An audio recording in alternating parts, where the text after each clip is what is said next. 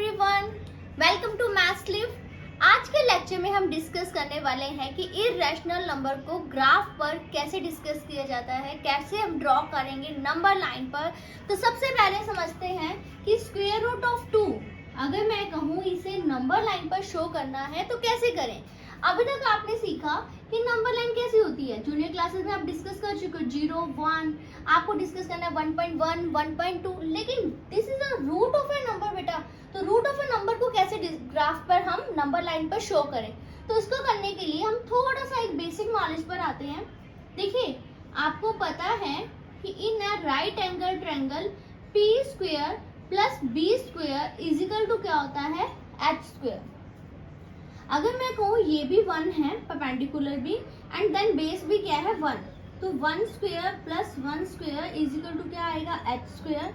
तो H square क्या आ जाएगा 2, एंड देन एच की वैल्यू क्या होगी, √2। देखो, that part is not a compulsory part for doing this question, आप इसे इग्नोर भी कर सकते हैं, बट मैं इसका बेसिक समझाना चाहूंगी कि हम √2 को इसकी हेल्प से लिखे क्यों रहे हैं। तो हम क्या करने वाले हैं, एक्चुअली मैं इस टाइप का एक ट्रायंगल क्रिएट करने वाली हूँ जिससे आपके पास जो इसका हाइपोटेन्यूज है √2 क्या हो जाए, क्रिएट हो जाए। तो वो कैसे क्रिएट करेंगे, सबसे पहले मैंने √2 को लिखा 1 प्लस 1, यू नो दैट कि 2 को लिख सकते हैं। हमने ऐसे ही दो नंबर की फॉर्म में ब्रेक करना है जिनमें से एटलीस्ट इसे स्क्वायर की फॉर्म में रिप्रेजेंट किया जा सके। 1 को क्या लिख सकते हैं, 1 का स्क्वायर, 1 को लिख सकते हैं 1 का स्क्वायर। देखिए, मैं बिल्कुल यही फॉर्म में रिप्रेजेंट कर रही हूँ।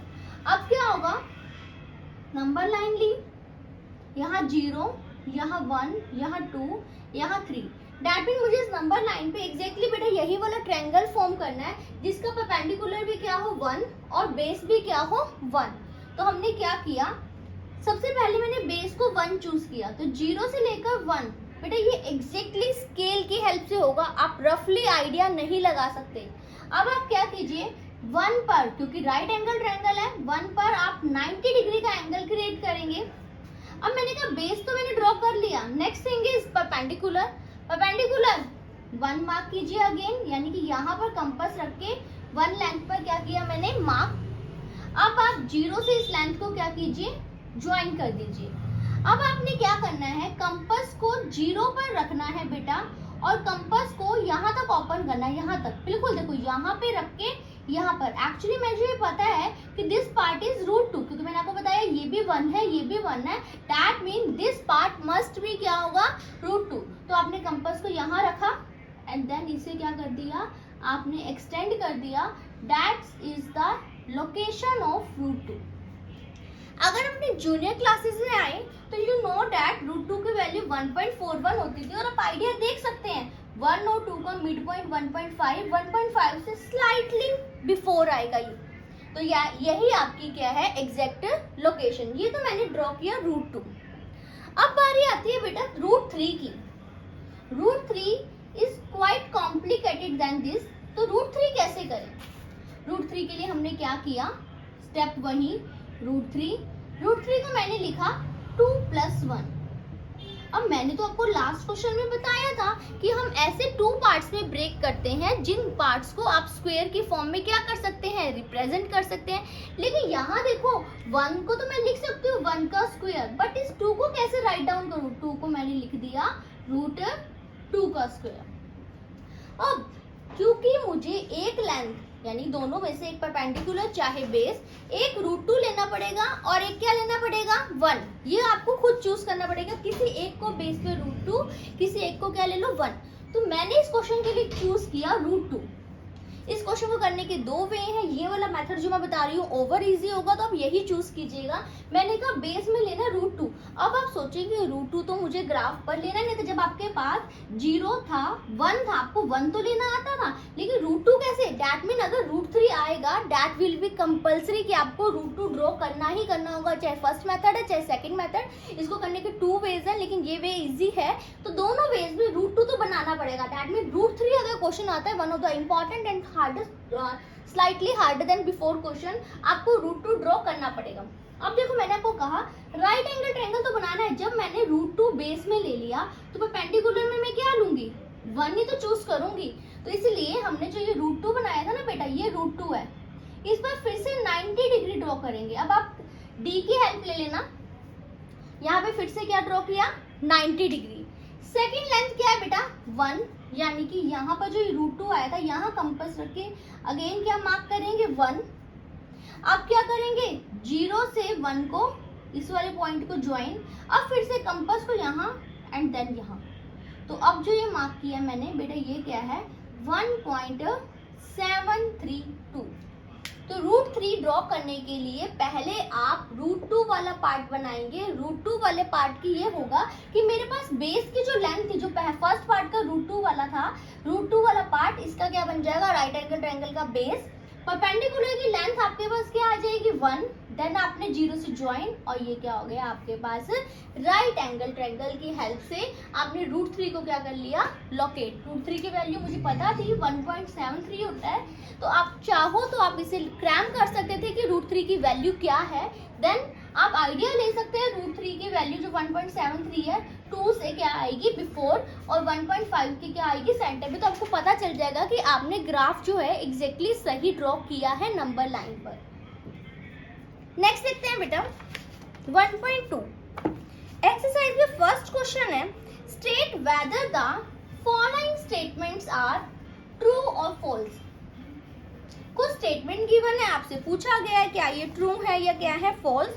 तो जिनमें से फर्स्ट स्टेटमेंट है, every irrational number is a real number. Already in last lecture 1.1 में हमने डिस्कस किया था कि रियल नंबर के 2 पार्ट होते हैं, one is rational and another is irrational.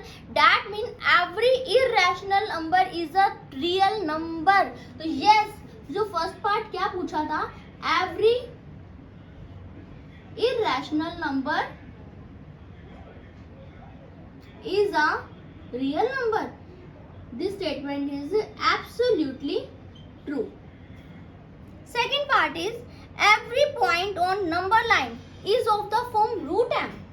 देखो नंबर लाइन ये रही, 0, 1, 2, 3, बीच में कुछ फ्रैक्शन भी होते हैं, डेसिमल पॉइंट भी होते हैं।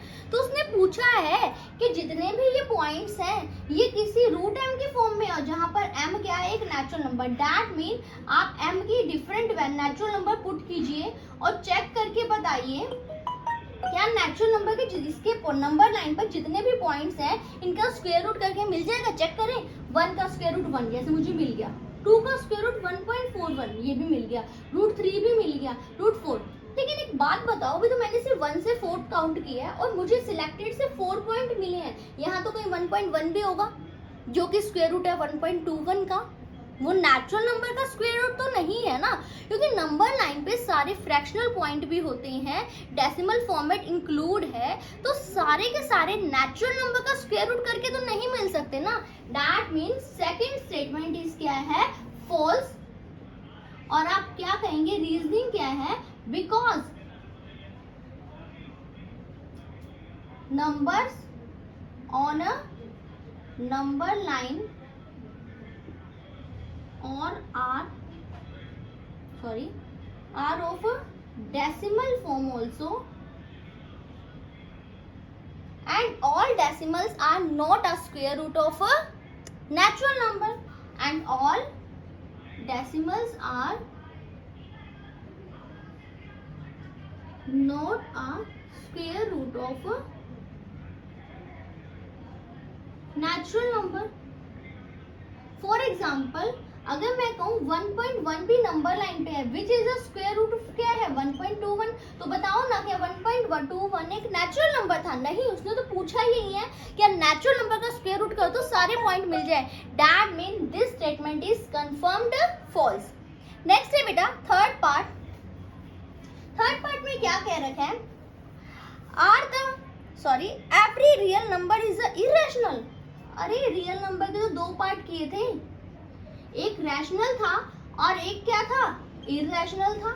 तो जबकि उसने कह दिया कि all real numbers are irrational, तो दैट मीन ये स्टेटमेंट भी क्या है, फॉल्स। अब रीजन क्या दूं, रीजन तो क्लियर है बेटा, रियल नंबर के तो 2 पार्ट होते हैं, रैशनल भी और इररेशनल भी। तो आप क्या कहेंगे, false, because real numbers also include rational numbers. Real numbers के अंदर रैशनल नंबर भी होते हैं, सिर्फ इररेशनल नहीं होते। नेक्स्ट है सेकंड क्वेश्चन, क्या कहता है, are the square root of all positive integers are irrational. कहते हैं जितने भी इंटीजर ले लो पॉजिटिव और उनका मैं स्क्वायर रूट कर दूं, इररेशनल आएगा क्या? नो, फॉल्स है बेटा ये तो। क्यों? फॉर एग्जाम्पल रूट 9 लिया, 9 इंटीजर था ना पॉजिटिव, 9 का स्क्वायर रूट क्या आया? 3, विच इज एन क्या है? रैशनल नंबर है, इररेशनल थोड़ा है। तो that mean this statement is also false, because reason क्या था? Square root of positive integers also include कैसे नंबर है बेटा? Rational number 2। For example root 9 के आगे आपके पास 3 आ चुका है। नेक्स्ट थर्ड क्वेश्चन क्या है बेटा? Show how root 5 can be represented on number line. Root 5 को नंबर लाइन पे कैसे शो करें? इजीएस्ट, रूट 5 को क्या लिख सकते हैं बेटा? 4 + 1। 4 को मैंने क्या लिख दिया? 2 square plus 1 square. Right angle triangle create कर, जैसे हमने लास्ट क्वेश्चंस में किया एग्जांपल में। मैं ये 2 ले लूंगी, ये 1, तो ये क्या आएगा? रूट 5। और मैं ऐसे भी कर सकती हूँ, यहाँ पे ले लो 1, यहाँ के ले लो 2, तभी भी ये वाला पार्ट क्या बनेगा? रूट 5। कैलकुलेशन हम कर चुके हैं, कैसे किया था लास्ट क्वेश्चंस में? p square plus b square is equal to h square. अगर 1 square plus 2 square is equal to क्या है? h square. That mean h square क्या आ जाएगा? 5, और h की वैल्यू क्या आ जाएगी बेटा? रूट 5। तो नंबर लाइन पे शो करते हैं बेटा, कैसे होगा? 0 1। अब मैं आपके पास बेटा ये एग्जैक्टली मेजरमेंट लेना, बार बार बता रही हूँ, स्केल से मेजरमेंट 1 सेंटीमीटर 1 सेंटीमीटर का लेंगे। अब देखो मैंने ये वाला ट्रायंगल बना रही हूँ, तो आपको क्लियरली दिख रहा है मैं बेस क्या ले रही हूँ? 2। अगर मैं ये ट्रायंगल बनाती तो बेस में कितना लेती? 1। फिलहाल मैं 2 बना रही हूँ, तो मैंने यहाँ से लेकर यहाँ तक ये तो क्या चूज किया? अपना बेस। फिर आपको दिख रहा है परपेंडिकुलर की लेंथ कितनी है? 1। दैट मीन आप यहाँ पर 90 डिग्री का एंगल ड्रॉ करेंगे। देन परपेंडिकुलर की लेंथ 1 है, तो यहाँ पर कंपास रख के 1 को क्या करेंगे? इंटरसेक्ट, 0 से इसको ज्वाइन। ये तो आपके पास किसकी वैल्यू है? रूट 5। तो ये है, लेकिन बेटा मुझे तो ये नंबर लाइन पे शो करना है ना, तो क्या करेंगे? इस पॉइंट पर कंपास रखेंगे। जैसे यहाँ मैं मान लो मेरा थंब है, कंपास और यहाँ रखा, अब आपने ज्वाइन किया, जहां इसने नंबर लाइन को कट किया था बेटा, यही वाला पॉइंट क्या था आपके पास? रूट 5। होपिंग आपको ऑल कंसेप्ट अच्छे से क्लियर होंगे बेटा। फिर भी कोई डाउट है तो आप कमेंट सेक्शन में पूछ सकते हैं। एंड हाँ, प्लीज मेरे चैनल को लाइक, सब्सक्राइब और शेयर करना मत भूलना। Bye bye.